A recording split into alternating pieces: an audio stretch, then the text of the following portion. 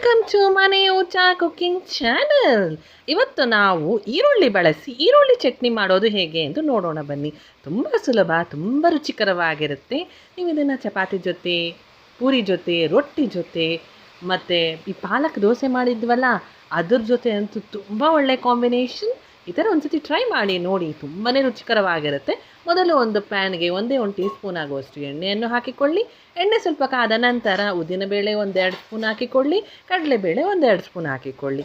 ಈ ಎರಡನ್ನೂ ಹಾಕಿಕೊಂಡು ನೀವು ಚೆನ್ನಾಗಿ ಫ್ರೈ ಮಾಡ್ಕೊಳ್ಬೇಕು. ಇವೆರಡನ್ನೂ ಚೆನ್ನಾಗಿ ಫ್ರೈ ಆಗಬೇಕು. ನಂತರ ಒಂದು 4 ಹೆಸರು ಬೆಳ್ಳುಳ್ಳಿಯನ್ನು ಹಾಕಿಕೊಳ್ಳಿ. ಸಿಪ್ಪೆ ತೆಗೆದು ಹಾಕ್ಕೊಂಡಿದ್ದೀವಿ. ಹಾಕ್ಕೊಂಡು ಇದೆಲ್ಲ ಚೆನ್ನಾಗಿ ಫ್ರೈ ಆಗಬೇಕು. ಫ್ರೈ ಮಾಡ್ಕೊಳ್ಳಿ. ತುಂಬಾ ಈಸಿ ರೆಸಿಪಿ ಇದು. ಪಾಲಕ್ ದೋಸೆಗಂತೂ ತುಂಬ ರುಚಿಕರವಾಗಿರುತ್ತೆ.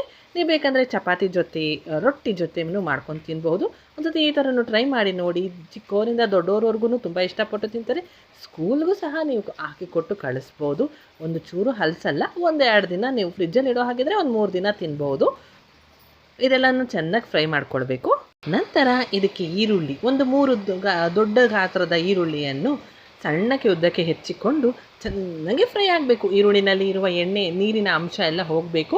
ಅಲ್ಲಿವರೆಗೂ ಚೆನ್ನಾಗಿ ಫ್ರೈ ಮಾಡ್ಕೊಳ್ಬೇಕು. ನೋಡಿ, ಈರುಳ್ಳಿ ಎಲ್ಲ ಕಟ್ ಮಾಡಿರ್ತೀವಲ್ವ, ಸ್ವಲ್ಪ ಅದನ್ನೆಲ್ಲ ಪೀಸಸ್ ಆಗಿ ಮಾಡಿಕೊಂಡು ಫ್ರೈ ಮಾಡ್ಕೊಳ್ತಾ ಇದ್ದೀವಿ. ಈ ಈರುಳ್ಳಿ ಫ್ರೈ ಆಗೋವಾಗಲೇ ನೀವು ರುಚಿಗೆ ತಕ್ಕಷ್ಟು ಉಪ್ಪನ್ನು ಹಾಕಿಕೊಳ್ಳಿ. ಯಾಕಂದರೆ ಅದು ಬೇಗ ಈರುಳ್ಳಿ ಫ್ರೈ ಆಗುತ್ತೆ. ಇದೊಂದು ಟಿಪ್ಪು.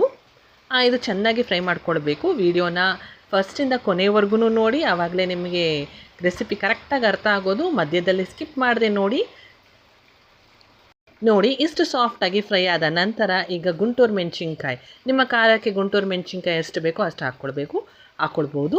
ಮತ್ತು ಬ್ಯಾಡಗಿ ಮೆಣಸಿನ್ಕಾಯಿ ಯೂಸ್ ಮಾಡೋ ಹಾಗಿದ್ದರೆ ಅದು ಕಲರ್ ಚೇಂಜ್ ಆಗುತ್ತೆ. ಬ್ಯಾಡಗಿ ಮೆಣಸಿನ್ಕಾಯಿನೂ 1-2 3 ಹಾಕ್ಕೊಳ್ಬೋದು. ನಾವು ಬ್ಯಾಡಗಿ ಮೆಣಸಿನ್ಕಾಯಿ ಯೂಸ್ ಮಾಡ್ತಾ ಇಲ್ಲ.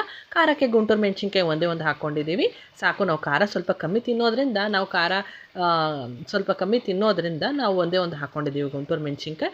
ನೀವೇನಾದರೂ ಖಾರ ಜಾಸ್ತಿ ತಿನ್ನೋ ಹಾಗಿದ್ದರೆ ಗುಂಟೂರು ಮೆಣಸಿನ್ಕಾಯಿನ ನಿಮ್ಮ ಖಾರಕ್ಕೆ ಅನುಗುಣವಾಗಿ ಹಾಕಿಕೊಳ್ಳಿ.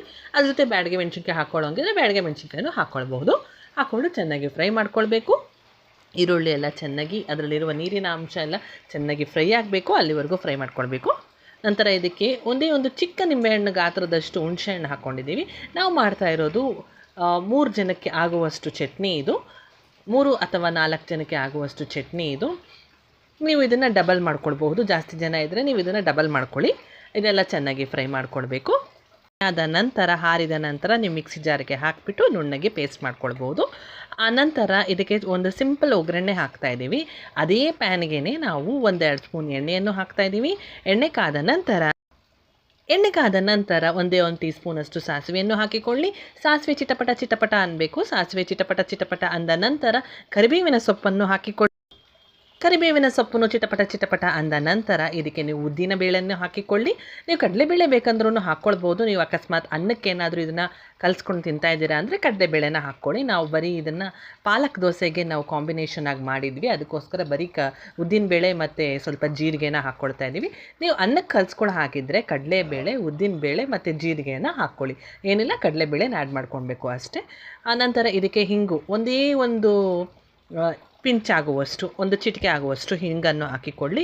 ಹಿಂಗನ್ನು ಹಾಕಿಕೊಂಡು ಚೆನ್ನಾಗಿ ಫ್ರೈ ಮಾಡ್ಕೊಳ್ಬೇಕು. ಜೀರಿಗೆಯನ್ನು ಹಾಕ್ಕೊಂಡು ಚೆನ್ನಾಗಿ ಫ್ರೈ ಮಾಡಿಕೊಂಡು ಆ ಕಡಲೆಬೇಳೆ ಎಲ್ಲ ಸ್ವಲ್ಪ ಲೈಟಿಶ್ ಟರ್ನ್ ಆದ ನಂತರ ನಾವು ಈ ಒಗ್ಗರಣೆನ ನಾವು ರುಬ್ಬಿಟ್ಕೊಂಡಿರ್ತೀವಲ್ವ, ಆ ಈರುಳ್ಳಿದು ಪೇಸ್ಟು ಅದಕ್ಕೆ ಹಾಕಿ ಕಲಿಸ್ಬಿಟ್ಟು ನೀವು ಸರ್ವಿಂಗ್ ಪ್ಲೇಟ್ಗೆ ಸರ್ವ್ ಮಾಡ್ಕೊಳ್ಬೋದು. ಇದು ರೊಟ್ಟಿ ಜೊತೆ, ದೋಸೆ ಜೊತೆ, ಚಪಾತಿ ಜೊತೆ ಮತ್ತು ಪಾಲಕ್ ದೋಸೆ ಜೊತೆ ತುಂಬಾ ರುಚಿಕರವಾಗಿರುತ್ತೆ.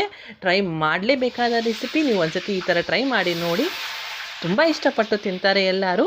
ನಮ್ಮ ಚಾನಲ್ ಇಷ್ಟವಾದಲ್ಲಿ ಪ್ಲೀಸ್ ಲೈಕ್, ಶೇರ್, ಸಬ್ಸ್ಕ್ರೈಬ್ ಮಾಡಲು ಮಾತ್ರ ಮರಿಬೇಡಿ. Thank you for watching.